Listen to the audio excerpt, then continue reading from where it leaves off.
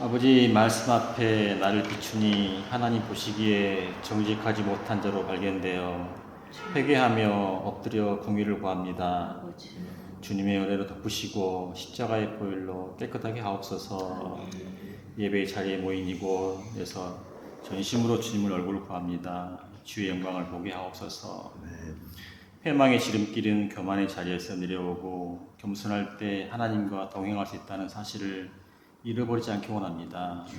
검처럼 날카로운 경고의 말씀을 듣고 회개함으로 돌이키는 복된 자를 되게 하시고 나의 원함이 이루어져 교만에서 비롯된 만용에 빠지지 않게 하옵소서. 생명의 부재한 상황에서 예배 형태만 유지하고 모든 율법을 철저히 무시하면서 내가 세운 삶의 형식 유지에만 집중하는 인간 중심의 권력과 자리를 용납하는 사안당들을 무너뜨리소서. 언약 안에서 하나님만 온전히 신뢰하고 섬기기 원합니다. 삶의 현장에서 날마다 말씀으로 저항하며 말씀으로 계획하는 자 되게 하시고 끝까지 신실함을 잃어버리지 않게 인도하옵소서. 요아스를 교훈하여 바른 길로 인도하였던 제사장 요야다와 같은 영적 리더와 공동체가 있음을 감사합니다. 각자가 복음의 빛이 되어 그 빛이 서로를 비추고 여호와 보시기에 바른 길로 가는 등불이 되게 하옵소서. 아버지 목사님 망막 수술로 인하여 열흘간 눈물 출하며 주야로 엎드려 있어야 했던 한계 상황에 힘든 시간이었습니다. 그 시간 가운데 은밀하게 보시는 하나님 앞에 드린 간절한 소원을 이루어 주시길 원합니다. 시오리에슬, 대구, 프랑스, 제주 사역에 차질 없이 주님의 일하심으로 인도하옵소서. 그리고 모친 상으로 엄마를 떠나보낸 사모님, 그저 머리를 숙이고 이별의 마음을 나눠봅니다. 그 마음을 주님께서 이루하시고 주님의 날에 다시 만날 부활의 소망으로 기대하게 하옵소서. 주님, 어려운 상황 가운데도 마다하지 않고 대면하니 좋습니다. 인내와 소망으로 주님과 대면할 그때에도 표현할 수 없는 찬양이 넘치기를 기쁨을 생각해 봅니다. 끝까지 신실하게 하옵소서. 이 시간 선포될 말씀 가운데 성령께서 확증하시고 잘하는 자나 듣는 자나 아들 안에서 생명으로 더욱 풍성하게 하옵소서. 예배의 시종 일과를 주님께 부탁하오며 예수님의 이름으로 기도드립니다. 아멘. 네, 우리 인터처치 우리 지체들 많이 보고 싶었고 또 그리웠습니다. 참 한 달 이상 엎드려 있어야 된다는 소문도 있었는데 2주 만에 또 열흘 만에 그 엎드림이 끝나고 또 예배 자리에서 만나게 돼서 너무 감사하고요. 엎드려 있을 때는 아무 생각도 없고 여기 본문 말씀처럼 지각도 혼돈하고 영혼이 높고 하나님께 기도한다 하는 것도 거의 의식이 없는 정도가 되더라고요. 먼저 경험하신 고난의 선배들이 계시지만 한 5쯤 지났을 때 정신이 조금 나서 보니까 이 망막박리가 하나의 도구에 불과하지 하나님 행동하심이 있구나. 그제서 깨닫더라고요. 처음에는 뭐 이게 어떻게 하면 내 눈이 빨리 회복돼 여기에만 이제 초점 맞추니까 하나님에 대한 의식이나 생각조차도 없어졌는데 한 5일쯤 지나면서 망막박리는 내게 주신 하나님의 어떤 도구고 이 도구를 통해서 하나님이 뭔가 하시고자 하는 게 있구나. 그걸 좀 깨닫게 됐습니다. 그래서 오늘 이제 사건과 말씀 이 주제를 좀 나누려고 하는데요.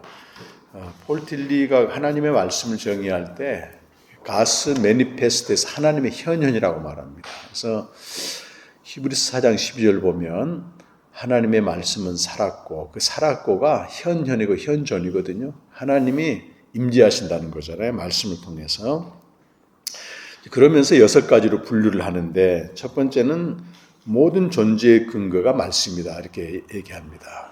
요한복음 1장 1절에 보면 태초가 이제 모든 존재물이 존재하기 이전의 세계거든요. 태초에 오직 말씀이 계시다.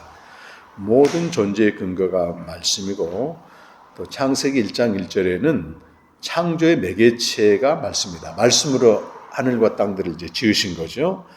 그리고 예수 자신이 말씀입니다. 요한복음 1장 1절과 1장 14절에 보면 말씀이 육신이 되어 우리 가운데 오셨다. 또 우리 잘 아는 성경, 궁극적 계시의 문서로서 성경은 하나님의 영으로 기록된 것이다. 베드로후서 1장 21절. 그리고 데살로니가서 2장 13절 보면 선포되는 복음의 메시지가 말씀입니다. 하나님의 말씀이라고 얘기하거든요. 근데 이 모든 말씀이 선포되는 메시지가 말씀은 아니고 성령에 의한, 전하는 자가 성령으로 전하고 듣는 자가 성령으로 받을 때, 그래서 논리가 좀 안 맞는 것도 하나님의 말씀일 수 있는 게 성령이 역사하면 그렇고, 아주 신학적으로 논리가 정확해도 인간의 말인 경우는 성령이 역사하지 않는 것이다. 오늘 6번째 좀 살펴볼 게, 믿는 자들 안에서 나타난 사건이나 이런 행위들이 하나님의 말씀이다. 이렇게 이제 마지막으로 이렇게 정리를 합니다. 그래서 두 번째 사건과 말씀에 대한 내용은 실존론적 그 신학자로서 아주 이런 부분에 대해 탁월하게 정리한 루돌프 불트만의 통찰적 문제 가져온 것인데 굉장히 공감되는 내용이 많습니다. 자, 일단 세계 안에서 벌어지는 행위들이나 사건들, 지금 세계적으로 전쟁일 수 있고 또 기후 이상일 수 있고, 개인적으로는 여러 가지 저 같은 경우 질병일 수 있고 어떤 사고일 수 있고, 많은 이런 사건들 속에서 하나님의 행동하심은 늘 감춰져 있다는 겁니다. 그래서 이거는 신앙의 눈으로만 볼 수 있어요. 범신론과 우리 기독교가 좀 다른 게 뭐냐면, 범신론은 하여튼 모든 사건이 하나님의 활동이다 이렇게 얘기를 하는 거예요. 그래서 어떤 사건인데 그건 하나님과 관련시키는 것입니다. 우리 이제 그건 굉장히 비인격적인 신앙이고, 그리스도교 신앙은 하나님이 지금 여기에서 나에게 역사하시고 나를 향하여 말씀하신다. 상당히 인격적인 것이죠. 그래서 이 기독교 신앙에서는 세상의 사건들과 행위들을 직접적으로 하나님과 연관시키지 않습니다. 그러니까 모든 사건이 하나님이 일으켰다 이렇게 얘기하지 않는다는 거예요. 예를 들어서 하나님이 질병을 줬다, 그건 아니죠. 우리가 나이가 들거나 또는 신체 관리를 제대로 못했기 때문에 생길 수 있는 거고, 교통사고 나는 것도 본인이 주의해서 하게 되면 안 날 사건을 부주의해서 났다거나, 그래서 이거는 직접적으로 일치시키지 않는 것이고, 중요한 것은 믿는 자가 그 사건이 일어났을 경우에 하나님 행동하심으로 어떻게 간주하느냐, 그겁니다. 그래서 그것도 좀 내려보시게 되면 좀 긴 단락이 있죠. 하나님이 지금 여기에서 활동 중이시나 그의 행동은 감춰졌다고 하는 거죠. 우리의 믿음이 그겁니다. 왜냐하면 가시적으로 일어난 사건과 하나님의 행동이 직접적으로 일치하지 않는다는 겁니다. 사고나 질병, 하나님이 하신 게 아니란 말이에요. 그가 행하려는 것이 무엇인가를 우리는 알 수 없고, 앞으로도 이 사건을 통해서 무엇을 행할지 알지 못해요. 그러나 개인적인 실종과 관련해서 묻는다면 굉장히 의미가 있는 것입니다. 또 물어야 돼요. 우리 믿는 자들은 이 사건을 통해서 하나님이 내게 어떤 영감을 주시고, 그 영감을 통해서 우리가 무엇을 깨닫게 되며 또 어떤 점에서 새로워질 것인가, 리메이킹 한다는 거잖아요. 우리 집사님 기도 중에 잠깐 언급했지만, 이 개신교는 프로테스탄트 해가지고 날마다 말씀으로 개혁하고 말씀으로 저항하고 말씀으로 기존 체제에 대해서 이제 저항하는 그런 종교잖아요. 그래서 우리가 과거에 알았던 어떤 교리를 가지고 평생 신앙생활 하는 것은 아주 무모한 것입니다. 그래서 욥기가 우리에게 말해주는 것은 인과응보의 신앙이라고, 욥기의 주제가. 근데 그걸 하나님이 뚫고 나오시는 거잖아요. 저 만물의 세계로 뚫고 나가는데, 하나님께는 인과응보가 맞지 않다는 걸 이제 얘기하고 있는데, 새 친구들은 계속 그걸 가지고 욥에 대해서 이제 정죄하고 판단하고 합니다. 욥이 고민했던 게 뭐냐면, 자기가 강고히 믿어왔던 신앙의 체계나 전통이나 교리가 내게 주어진 삶과 일치하지 않는다는 거예요. 분명히 내가 바르게 믿고 경건하게 살았으면 복이 와야 되는데 이 재앙이 왔단 말입니다. 이런 것들이 날마다 새롭게 우리 리메이킹 시키는, 신앙생활은 날마다 새로워지는 거잖아요. 그것이 어떤 사건을 통해서 가능하다는 얘기입니다. 그래서 우리가 신앙 안에서 우리가 만나는 돌발적인 사건이 어떤 사람에게는 은총의 선물로 또는 징계로 인생 채찍으로 그렇게 이해할 수 있는 것입니다. 물론 이건 자연적으로 일어난 사건이구나 이런 자연적 과정의 연계로도 일부 이해할 수 있고요. 이제 여기서부터 중요한 게 하나님이 내게 어떤 영감을 줬을 때 내가 어떤 은밀하게 주고받는 정말 이 부분에 대해서 하나님 다루고 계시구나. 그래서 내가 어떤 부분에 대해서 교정하고 새롭게 돼야 될 필요성이 있다는 겁니다. 그런 부분에서 이제 결심을 하게 됐어요. 그것이 내 생에 아주 중요한 유익한 전환점으로 기록될 수 있습니다. 예를 들어서 믿는 자에게 이제 암이 선고됐다. 이건 이제 죽음의 질병이잖아요. 죽음이 선고된 것입니다, 사실은. 근데 그것이 하나님의 영감으로 왔을 때는 우리 영생을 가진 자로서 죽음의 문제에 대해서 해결할 수 있는 굉장한 인사이트가 있는 것입니다. 그래서 사실 우리가 죽음 앞에서 그런 죽음의 문제만 이번에 임영수 목사님이 지난주인가 그분도 80이 넘었어요 이제. 근데 설교 제목이 나는 영생을 믿습니다. 이제 어젠가 산책하면서 잠깐 들어보니까 그분이 그런 경험을 이번에 하신 거예요. 죽음이라고 하는 것은 영생을 가진 자에게 전혀 새롭고 완전한 세상이 펼쳐지는 그 세계가 오고 있다는 건데 그게 확실히 믿어지니까 죽음의 문제가 그렇게 극복이 된 거잖아요. 그 뒤로 자기의 영혼과 몸 상태가 그렇게 가벼울 수가 없다고 고백을 하더라고. 왜냐하면 인생의 가장 중요한 문제 하나를 딱 해결하고 나니까 그렇게 몸과 영혼이 가벼워지더라는 거예요. 그러면서 하나님의 동치성을 얘기하면서 우리는 이 땅에서 삶과 죽음의 경계선에 있지만 영원하신 하나님께는 동시성이기 때문에 더 아름다운 세상, 우리가 내일 아침 눈을 뜨게 되면 찬란하게 이렇게 새로운 날이 오듯이 그런 세상으로 옮겨지는 것이지 어떤 절망이나 무기력이 아니다. 그렇게 이제 그분이 죽음에 대해 설명하는데 저는 죽음까지는 안 갔지만은 한 열흘 동안 엎드려 있으면서 그런 영감을 하나님 주시는 것입니다. 아무것도 할 수 없는 거잖아요. 몸이 완전히 몸은 갖고 있는데 기능할 수 없는 이 장애가 된 상태인데 실제 제가 복음을 전하면서 몸의 장애를 선포하거든요. 두 눈을 가지고 지옥에 가는 것보다 한 눈을 가지고 한 눈을 뽑아버리고 영생에 들어가는 게 낫다. 이런 말씀들을 수도 없이 선포했지만은 실제 그 말씀이 엎드려 있는 상태에서 그 장애가 된 상태에서 오는 말씀하고는 너무 다르게 다가오는 거예요. 그러면서 선포는 그렇게 했지만 온전히 죄의 몸을 장애로 만들지 못한 그 부분에 대해서 주님이 이렇게 다루시더라고요. 이렇게. 그러면서 이 눈 한쪽이 회복되는 것보다도 중요한 게 이건 하나의 도구에 불과하고 내 몸 전체가 거룩한 몸으로 성전이 돼서 주님께 드려지는 것 이걸 정말 기도하게 됐어요. 내 힘으로 안 되기 때문에 기도하는 거죠. 간절히 사모하고 또 증보판을 지금 마무리하기 전에 이게 딱 이 사건이 터진 거잖아요. 그것과도 관련해서 보니까 이 글이라고 하는 거는 어떤 인격체에서 나오는 표현이지만은 몸에서 나오는 것들입니다, 사실은. 그래서 요즘 글몸이란 말이 있거든요. 그래서 어떤 글을 읽을 때 그 사람과 만나는 거잖아요. 근데 글몸이라고 했을 때 내게서 나오는 글이 거룩한 몸이 되지 않는다면 이게 무슨 의미가 있을까? 또 이제 그 생각이 오는 거예요.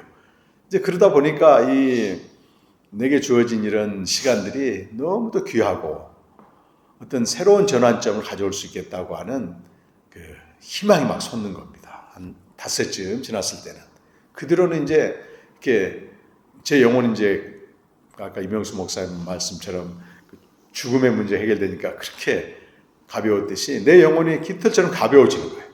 그리고 이제 엎드려 있는 것도 빨리 지나왔으면 좋겠다 이런 생각보다는 정말 이 기간을 통해서 하나님 내 간절한 소원인 내 몸이 온전히 거룩한 몸이 되어서 이 몸에서 나오는 메시지랄지 몸에서 나온 글들이 하나님 보시기에 합당하기를 원합니다. 그런 기도를 간절히 하게 돼요.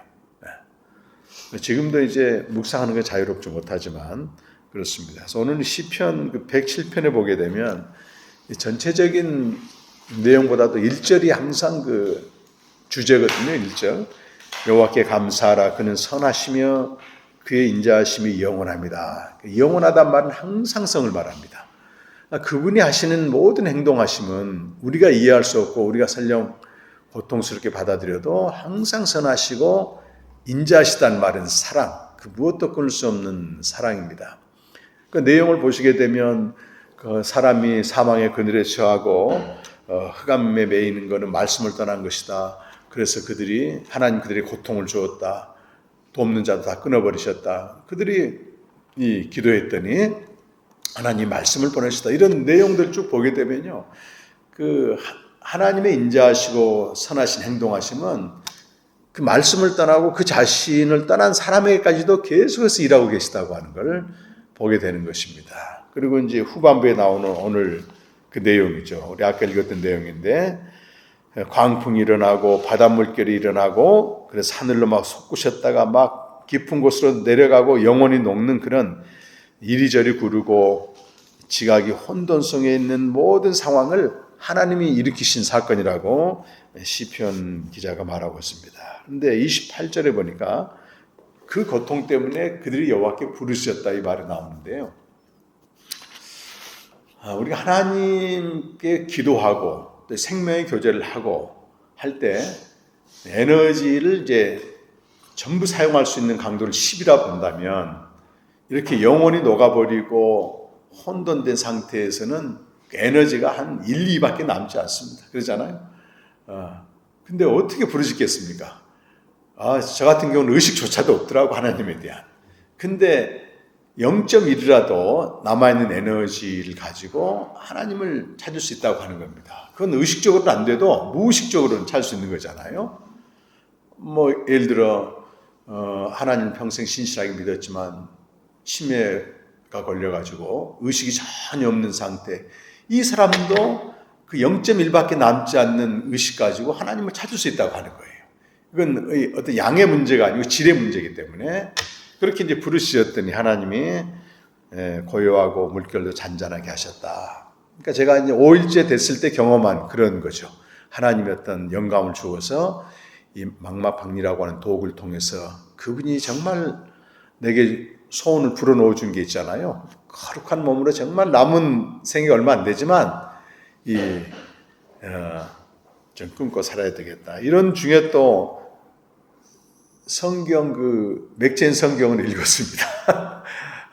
이제 열흘 지난 다음에 그때 읽었던 성경 말씀이 에스겔서 24장 13절 말씀인데 그 하나님 이스라엘 백성들의 그 죄를 다루는 그런 내용이거든요. 24장 13절 말씀인데 함께 한번 읽어보겠습니다. 너의 더러운 것들 중에 음란이 그 하나이니라. 내가 너를 깨끗하게 하나 내가 깨끗하여지지 아니하나니 내가 내게 향한 분노를 풀기 전에는 내 더러움이 다시 깨끗하여지지 않니라. 이 말씀을 읽는데요.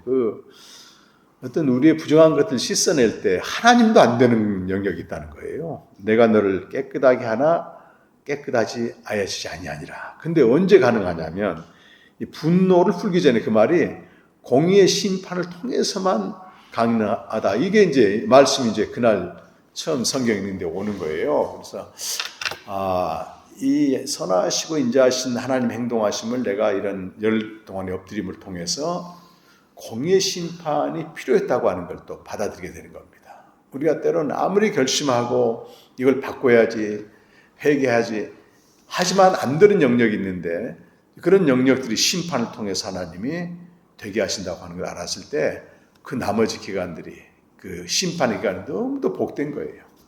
그래서 이제 열흘 만에 다시 조금씩 정상적으로 회복되고 지금도 이제 한눈이 안 보이기 때문에 이렇게 안경을 써도 흐릿해요. 이렇게 돋보기만 이렇게 앞에 보이는 거예요. 그런 중에도 이제 말씀이 있고 이렇게 겨우 어제 이제 이것도 겨우 만들었습니다. 노트북 가지고 했는데 하여튼 저를 위해서 기도해 주시고 우리 각자에게 주어진 많은 사건들 속에서 하나님이 선하고 인자하시게 행동하시고 그때 우리에게 소원을 갖게 하시고 그 소원이 어떤 육적인 소원이겠어요? 사실 하나님 앞에서 정말 하나님 뜻대로 살고 싶은 그 소원이겠죠. 소원의 항구로 인도하시고 마가복음 그 4장 35절에서 41절 보면 풍랑 사건이 이제 나오는데 여기도 이제 37절에 예수님이 제자들과 함께 타고 가는데 큰 광풍이 일어났다고 말합니다. 37절에 그러면서 39절에 보니까 오늘 시편에 있는 것처럼 잠잠하고 고요하게 만들죠. 이제 그러면서 그 제자들에게 말합니다. 어찌 믿음이 없느냐. 이 믿음이 뭐겠습니까, 여러분? 이 41절에 보니까 그 전에도 풍랑이 일어났을 때 그들이 두려워해서 하나님을 찾았는데 41절에 보니까 심히 두려워요. 풍랑보다 더 큰 두려움이 대체 그가 누구인가? 예수가 누구인가 아는 거잖아요. 끝까지 몰랐습니다, 이 사람들은. 성령이 오시고 난 다음에 예수 하나님의 아들 그리스도라고 하는 건 이제 알게 됐고 전하게 되었는데 이미 우리는 그리스도 안에 있기 때문에 이런 풍랑 가운데 주님을 더 알아가고 더 닮아가고 주님의 마음을 본받는 자 평강이 찾아온다 그 찬양도 있잖아요. 그래서 우리에게 주어진 사건 속에서 하나님의 선하시고 인자하신 행동하심으로 우리의 소원이 하나님 마음에 합하고 그 소원이 또 이루어지는 은혜가 있기를 간절히 축원합니다. 참 기도하고 마치겠습니다. 아버지 하나님, 오랜만에 사랑하는 형제 자매님과 더불어서 예배하고 찬송하고 또 말씀을 나누는 이 은혜가 참으로 감사합니다. 육신적으로는 아직도 불편하지만 하나님 우리에게 하고자 하시는 말씀이 온전히 전해지길 바라고 우리에게 일어난 모든 사건과 행동들이 하나님의 선하시고 인자하신 그 행동하심이고 그것을 통해서 우리에게 간절한 소원을 주시고 또 그 소원의 항구로 인도하시는 하나님을 날마다 사건마다 행위마다 만나가는 저희들이 되게 하여 주시옵소서. 감사하고 예수님의 이름으로 기도드립니다. 아멘.